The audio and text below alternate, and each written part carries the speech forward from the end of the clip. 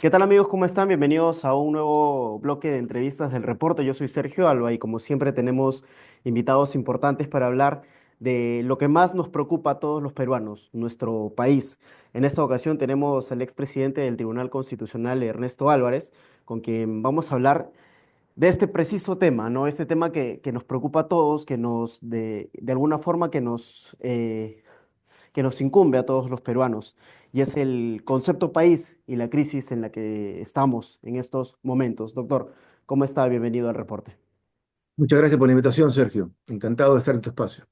Hablemos un poco de esta visión que hay de cara al 2026. El país viene afrontando una dura crisis política y sistemática. ¿Cómo lo mira usted? ¿Cómo lo percibe de cara a las próximas elecciones que se avecinan? Siempre preocupante, desde el Ujú, 2016, en que existió una confrontación política muy dura y una polarización del espectro político y de la sociedad peruana, hemos venido a trompicones, incluso eligiendo al candidato presidencial más radical de toda la historia del Perú, o sea, al candidato de la extrema izquierda. Como te digo, por primera vez en la historia del Perú, su vicepresidenta es la que gobierna ahora. Y claro, o sea, tampoco es cuestión de pedirle un programa de gobierno a la par de Luis Velarde, ujú, ni un compromiso con el libre mercado como si fuese como si fuese Hernando de Soto, ni un compromiso con la solidaridad y el principio de subsidiariedad como si fuese el PPC. O sea, lo que tenemos es ni más ni menos que la vicepresidenta de Pedro Castillo, que está haciendo las cosas lo mejor que puede, de acuerdo a la gente que acepta ir en su gabinete de alguna manera, y con el Congreso que el Perú ha elegido una vez que fueron destruidos prácticamente los partidos políticos, tanto por las reglas electorales de una fallida reforma política de Vizcarra, como por las movidas del Jurado Nacional de Elecciones. ujú, Recordemos que este Jurado Nacional de Elecciones que terminó cuyo titular acaba de terminar sus funciones, es el único que yo tenga recuerdo, el único jurado que tiene dos sentencias del Tribunal Constitucional donde le revierte los argumentos en ambos casos para haber eliminado la posibilidad de inscribir candidatos al Partido Aprista y al PPC. O sea, no recuerdo que un tribunal constitucional le haya enmendado la plana así, directo, ujú, le haya dicho al jurado, tú no tienes la razón, te equivocaste gravemente y, claro, por casualidad, eliminaste a dos importantes partidos y recordemos que durante más de 5 años, ese jurado tuvo sin directiva, sin definir quién tenía la razón, qué grupo tenía la razón en Acción Popular. ujú, Por eso es de que tenemos ahora a los niños de Acción Popular, a los corruptos, ¿no es cierto? Entonces, lo que la gente no entiende muchas veces es que todo lo que vivimos hoy en día es consecuencia de lo anterior, de lo que hemos sufrido en años anteriores. Entonces ahora tenemos una fuerte campaña de los medios en pro de la seguridad ciudadana, como si este problema fuese de este ministro del Interior, cuando el promedio de duración de los ministros del Interior ha sido de 3 meses. ujú, Entonces, eh, los medios de comunicación, los grandes, han llegado a desinformar de tal forma al ciudadano que el ciudadano en este momento podría elegir de nuevo a Vizcarra, habiendo sido el presidente que en todo el mundo manejó peor la pandemia, porque proporcionalmente a la población, y esto hay que repetirlo una y otra vez, proporcionalmente a la población del país, tuvimos la mayor cantidad de muertos en el mundo. O sea, no fue un país africano, no fue el sudeste asiático, no fue una isla de Oceanía, un país de Oceanía, no. El peor del mundo fue el Perú y su expresidente todavía tiene fuerza electoral. Felizmente que tiene ya tres acusaciones constitucionales que le impiden hasta que un juez provisional, porque el Perú también tiene un sistema de justicia sumamente defectuoso, que puede aprobar o desaprobar cualquier cosa que se nos ocurra, siempre puede haber un juez que puede dar una cautelar o una sentencia en primera instancia validatoria, legitimatoria. Ese es el panorama en el cual tenemos ahora posiblemente más de 35 candidatos presidenciales y un reto enorme para nosotros, para el jurado de elecciones y para los partidos que se presenten. Como nunca, vamos a tener que elegir no solamente presidente entre muchos candidatos, sino que adicionalmente, para complicar más las cosas, vamos a tener que elegir entre tres secciones de voto parlamentario. Una para la Cámara de Diputados con voto preferencial. O sea, cada candidato va a decir su mensaje, su discurso. Pero aparte, tenemos dos secciones diferentes para el Senado. Una por Distrito Nacional Único con voto preferencial y otra sección de la candidatura regional, que en Lima son cuatro, Ujú. cuatro senadores por Lima, también con voto preferencial, lo que significa que en Lima vamos a tener tres elecciones con voto preferencial más la presidencial. Dígame usted, ¿qué posibilidades hay de que los miembros de mesa redacten correctamente el acta? Si antes cometían una serie de errores que invalidaban el acta cuando solamente había dos elecciones, la del Congreso y la del Y la del presidente. presidente. Ahora son cuatro. Doctor, es importante este análisis que nos brinda a primera instancia porque representa todo el caos que nos espera de cara al 2026. Y la gente ya de por sí no sabe por quién va a votar, se pone complicada la situación y la forma de cómo emitir un voto para el 2026. Y ahora, eso entra a algo muy interesante que mencionó, el tema de Martín Vizcarra. Si bien es cierto, la subcomisión de acusaciones constitucionales lo ha inhabilitado, esto tiene que pasar a pleno, se tiene que debatir todavía, es un panorama que aún está en el hilo. ¿Qué probabilidad hay de que este personaje, tal cual usted lo mencionó, que hizo la gestión más nefasta en la pandemia, vuelva al poder y genere más desorden y más caos? En primer lugar, puede conseguir jueces que puedan emitir cautelares y puedan suspender la validez de las acusaciones constitucionales, tal cual el Poder Judicial ha venido haciendo también a través de o jueces de primera instancia o de una sala en segunda instancia en contra de lo decidido por el Congreso, en hechos en los cuales no estaba de por medio el debido proceso. O sea, no habían vulneraciones evidentes y graves del debido proceso, sino que articulaban argumentos de manera ficticia, artificial, para justificar el hecho de invalidar una decisión de la representación popular. Por tanto, eh, ¿hay la posibilidad? Sí hay la posibilidad. Si se aprueba la última acusación, se necesitaría tres jueces o de repente dos. Si Ujú. no es así, podría llegar con los amigos que él tiene a la Comisión Interamericana y la Comisión Interamericana de pronto emitir alguna recomendación, etcétera. Lo ideal es que tanto los jueces, los magistrados en todo el sector nacional e internacional entiendan que el derecho sirve a las personas y fundamentalmente debe estar dedicado tanto a las libertades individuales como también a la consolidación de los estados democráticos constitucionales. Por tanto, cuando yo emito una sentencia en favor de un amigo por dinero, por motivos ideológicos, por motivos de posicionamiento o porque está de por medio de mi ratificación como juez o porque soy un juez provisional y me lo ha pedido mi superior, estoy no solamente fallando como juez, sino estoy traicionando la confianza de la sociedad en todo el Ujú, sistema judicial.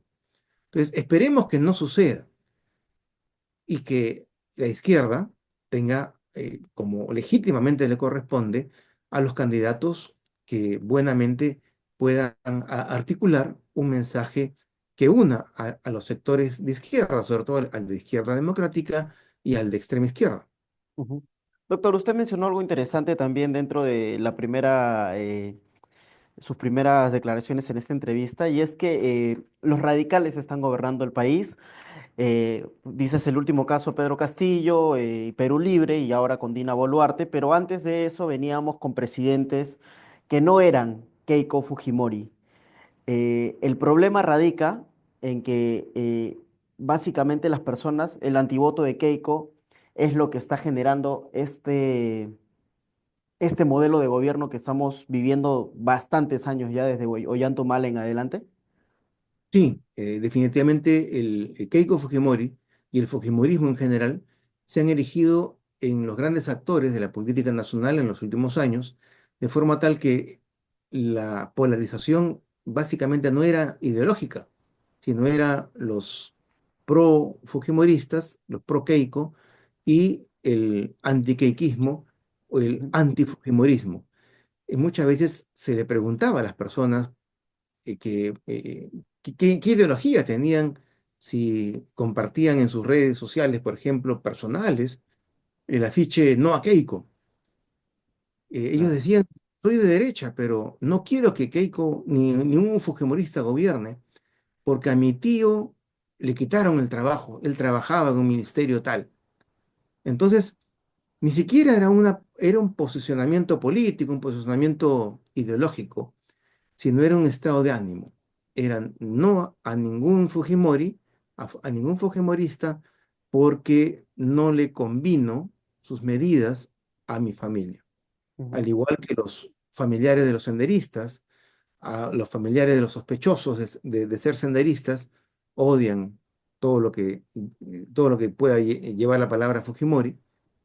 Y en eso tuvo mucha culpa también la centro derecha y la derecha, porque no supo desmarcarse ni apoyar a Alberto Fujimori y en su momento a Keiko Fujimori, ni apoyarlos de manera concreta, eh, disimulando sus falencias, sus errores, ni tampoco articular un liderazgo alternativo. ujú, Entonces, ante esa carencia, es que siguió eh, Keiko Fujimori vigente como la que levantara las banderas de lo bueno y de lo malo del régimen de Alberto Fujimori. Por tanto, sí, esperemos que en estas elecciones, en las cuales ya no hay un Alberto Fujimori de por medio, en las cuales ya hay candidatos de centro, derecha y de derecha que vienen trabajando de hace ya varios meses, con diversos matices, por cierto, podamos tener, primero, eh, un mensaje claro hacia las alternativas verdaderamente democráticas y segundo, si Dios quiere, una alianza entre los partidos democráticos que tienen básicamente un plan, un modelo económico común, ujú. que es el de crecimiento, el de desarrollo económico y el de potenciar los recursos que el Perú tiene. Se habló mucho el tema de las alianzas antes, hace unos meses, ¿no? El señor Fernando Sillonis lo propuso junto con el PPC, pero ahorita el tema está básicamente en silencio. En algún momento Keiko Fujimori dijo que podría unirse, pero ¿considera usted, porque existe mucho personalismo tanto en el Fujimorismo como en Renovación Popular por parte de Rafael López Aliaga, de querer ser los mesías en esta contienda política que se avecina? Ahora, ¿qué tan probable usted ve el panorama de que exista una alianza junto con Keiko Fujimori y con Rafael López Aliaga y los partidos democráticos para salvar al país de toda esta crisis? Es difícil porque en el Fujimorismo la candidatura de Keiko Fujimori es vital para poder tentar, obviamente, el gobierno, pero también para formar las bancadas, tanto en el Senado como en diputados, las bancadas del Fujimorismo. Sin esas bancadas, el Fujimorismo perdería influencia y posiblemente pasaría a la historia como el Movimiento Democrático Peruano, el Pradista, como el partido de Odría, la Unión Nacional Odriísta. Ujú, Entonces, vendría ya en una franca decadencia. Necesitan participar de manera activa en estas elecciones. Pero ahí viene la segunda parte.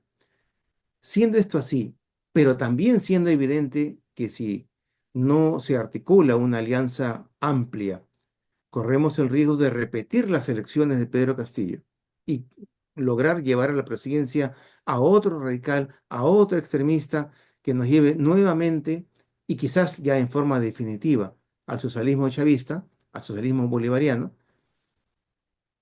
algo de lo antes que de nos hemos salvado, ¿ah? que nos hemos salvado por un pelo, porque los Ujú, generales fueron, en ese momento, fueron generales institucionales, pero bien podrían ser generales corruptos que busquen su beneficio personal, como sucede en Venezuela.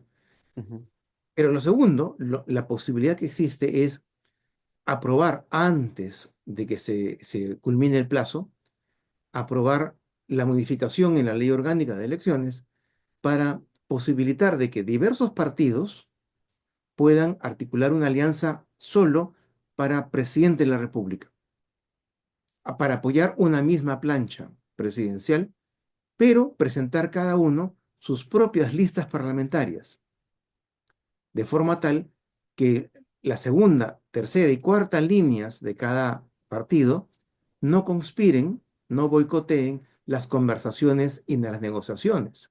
ujú. Claro, si yo estoy en la tercera línea, ¿qué posibilidades tengo de ir por Ancash o ir por Arequipa? Y si son ya varios grupos y ya son varias personalidades en Arequipa, se me acaban, se me agotan las posibilidades a mí de salir, entonces yo boicoteo. Yo estoy en contra de cualquier alianza.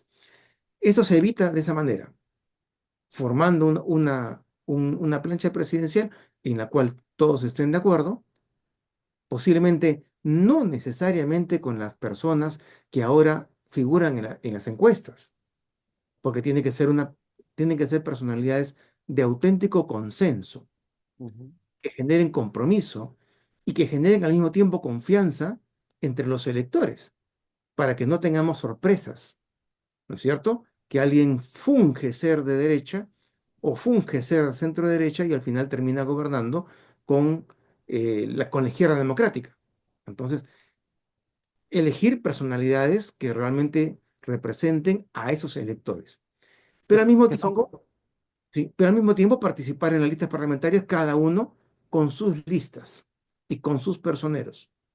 que son claramente estos presidentes que nos han ido gobernando, lo que usted mencionaba, ¿no?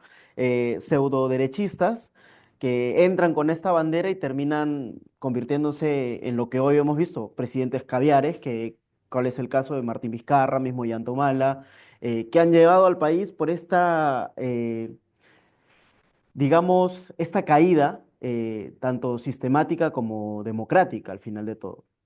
Exactamente, el elector tiene que tener muy en cuenta que las políticas económicas, lo que hace el gobierno, lo que hace el Congreso, repercute directamente en su bolsillo. O sea, Ujú, no es que eso sirve para las empresas o que eso le interesa a los accionistas, a mis jefes y a mí no. No es así. Todas las políticas inciden, para bien o para mal, en los bolsillos y en la calidad de vida de los peruanos. Si hoy en día hubiéramos mantenido el ritmo de crecimiento del segundo gobierno de Alan García, por ejemplo, en este momento todos los peruanos tendríamos mayor capacidad adquisitiva, tendríamos la posibilidad de comprar más productos en la canasta familiar y ujú, posiblemente tendríamos mayor capacidad para generar educación pública de calidad en beneficio de nuestros hijos, rompiendo el círculo vicioso de pobreza. Abuelos pobres, padres pobres, hijos pobres. ¿Por qué? porque no van a tener nada que ofrecer de importancia, de calidad, de precio a la sociedad, al mercado. Para romper eso es necesaria educación pública de calidad. No hay otra solución. No hay discurso demagógico que pueda sustituir eso. Ahora, mencionó hace un momento que era vital que Keiko Fujimori postule porque de alguna forma va a llevar un grupo de congresistas al Parlamento. Pero hemos visto que en las últimas elecciones Keiko Fujimori ha postulado y ha terminado perdiendo en segunda vuelta con un candidato que ha representado peor de todo lo que se especulaba sobre Keiko Fujimori. Ahora, es un arma de doble filo, claramente. No, sí, claro. Por eso, la única salida realista para romper estos egoísmos, no solamente en las cúpulas, sino también en las estructuras partidarias, es permitir que cada partido presente sus propias listas parlamentarias Ok. y que la alianza sea exclusivamente para una plancha presidencial Ujú. común. Eso podría posibilitar de que Keiko Fujimori lidere las listas del Fujimorismo para el Senado, por ejemplo, o para la Cámara de Diputados, Ujú.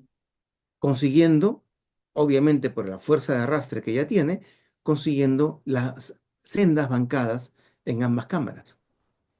Ahora, mencionó, regresando al tema de radicales, si bien es cierto, Antauro Humala, su partido ha sido desacreditado para que pueda postular a las elecciones del 2026, pero esto no lo impide postular al Congreso de la República. Y esto podría ser un panorama catastrófico dentro de todo el tema político de nuestro país. Y necesariamente porque es una persona que no tiene mayor conocimiento Ujú, del derecho parlamentario, del derecho constitucional, de cómo se hacen las leyes, del lobby legislativo necesario para lograr consensos en torno a un proyecto de ley. No tengo el temor en cuanto a que él pueda ingresar. El problema básico es que la extrema derecha, perdón, la extrema izquierda tiene la posibilidad de los gobiernos regionales, que están plagados de corrupción, de ujú, que no son realizados por ninguna entidad, sino hasta que terminan en realidad su mandato, y el movimiento regional que los aupó en el puesto desaparece sencillamente, no responden ante nadie y subvencionan, como lo hizo el gobierno regional de Junín, subvencionan estas expediciones electorales. Y los llenan de personeros, por cierto, que invalidan de manera sistemática y arbitraria todas las actas electorales donde no ganan. Y prácticamente cierran colegios enteros con 0 votos para sus rivales. ujú, O sea, fraguan elecciones a una menor escala. Si a eso agregamos el financiamiento que suponemos que de todas maneras va a llegar del socialismo bolivariano, de los gobiernos extranjeros de izquierda, estamos ante un panorama duro, porque ya no es que van a alquilar spots de televisión, su electorado no ve mayormente ni cable, ni YouTube, ni Instagram.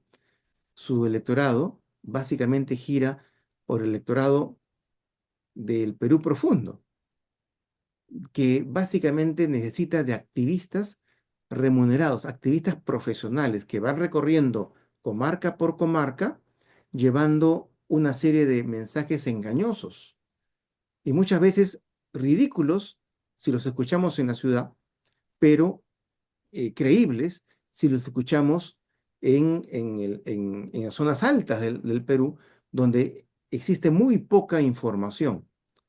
Por tanto, el peligro siempre está latente de la extrema izquierda y, por ejemplo, no hay un, no hay un esfuerzo importante del Estado por llegar a través de la radio a las zonas más internas del interior del país.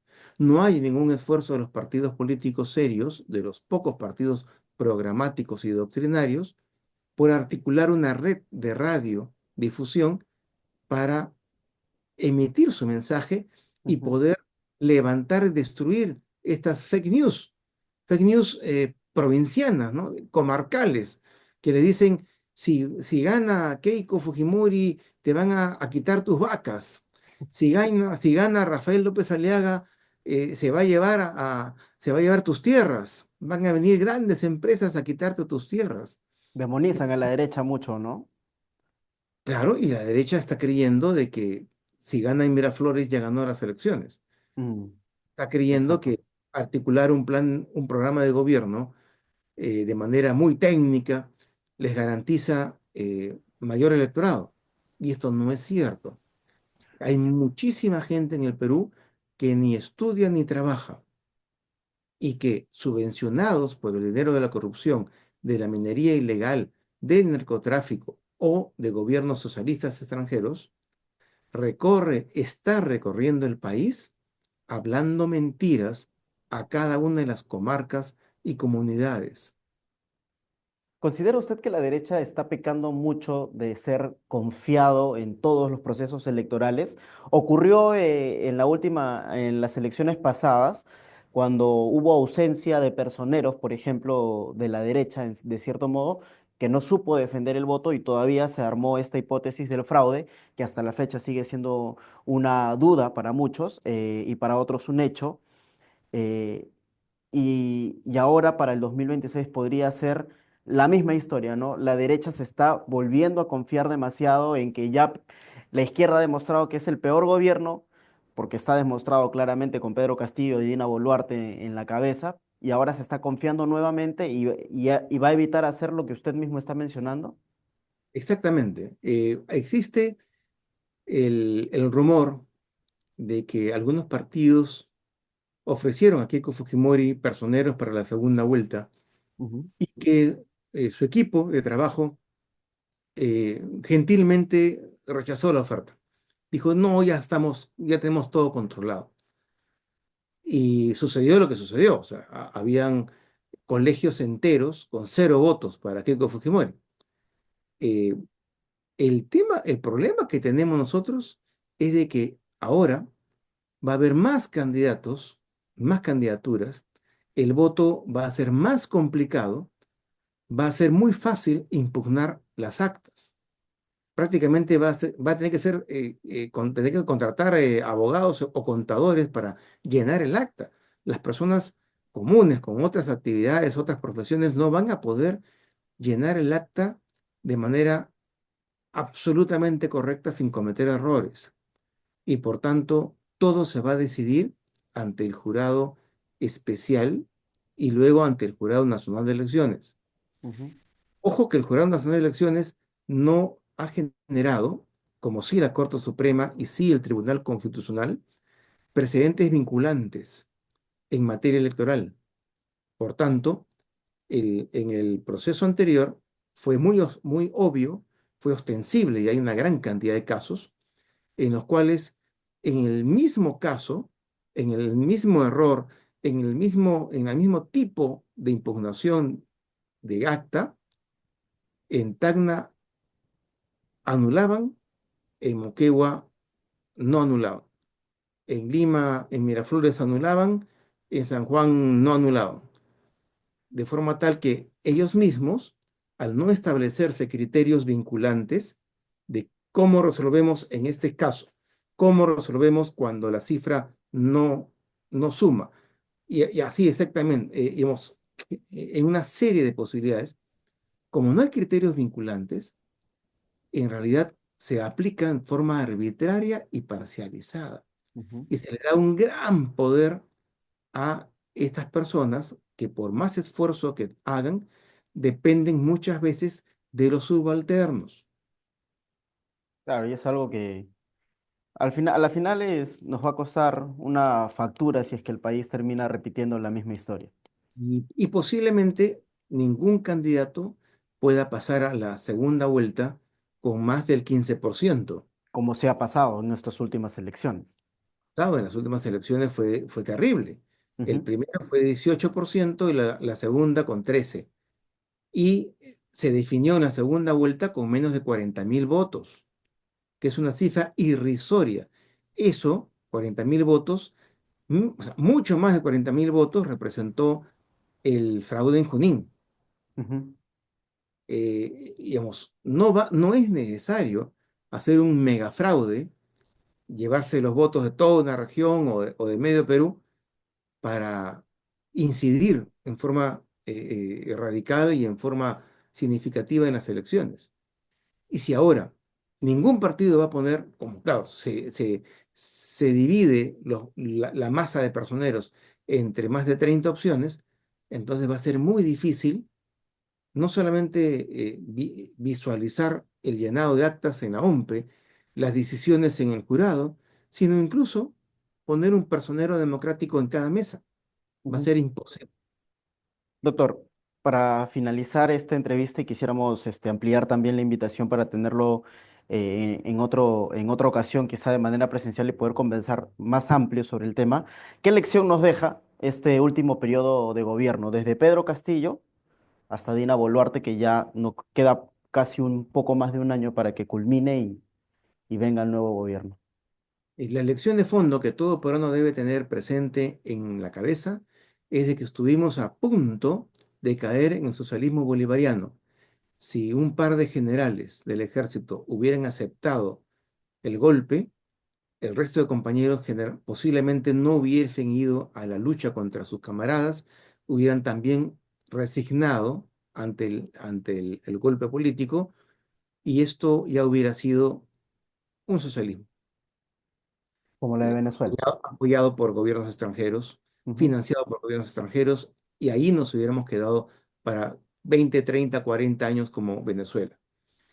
Si estuvimos al borde de la catástrofe, entonces, ¿con qué cara vamos a pedir el voto a los electores si los electores saben que estamos yendo solos, sin alianzas, simple y llanamente porque nos da la gana de exponer al peligro nuevamente al país en lugar de conversar, deponiendo los egoísmos, deponiendo las aventuras personales, sino simplemente desarrollando un programa de emergencia para llevar al país hacia el verdadero sendero democrático? Bien, doctor, muchísimas gracias por su tiempo y por estar aquí con nosotros. Hemos hablado de varias cosas que son interesantes y desde ya amplío la invitación para una próxima ocasión tenerlo aquí en el bloque de entrevistas del reporte, quizá de una manera presencial. Muchísimas gracias, Sergio. Que te pase usted una buena tarde. Bien, amigos, son algunas declaraciones que nos brindó el doctor Ernesto Álvarez con respecto a la situación política del país que de aún está en realidad está en expectativas, ¿no? Pero vamos a ver cómo se va a ir desarrollando la situación política del Perú. Yo soy Sergio Alba y conmigo será hasta una próxima edición. Chao y muchas gracias.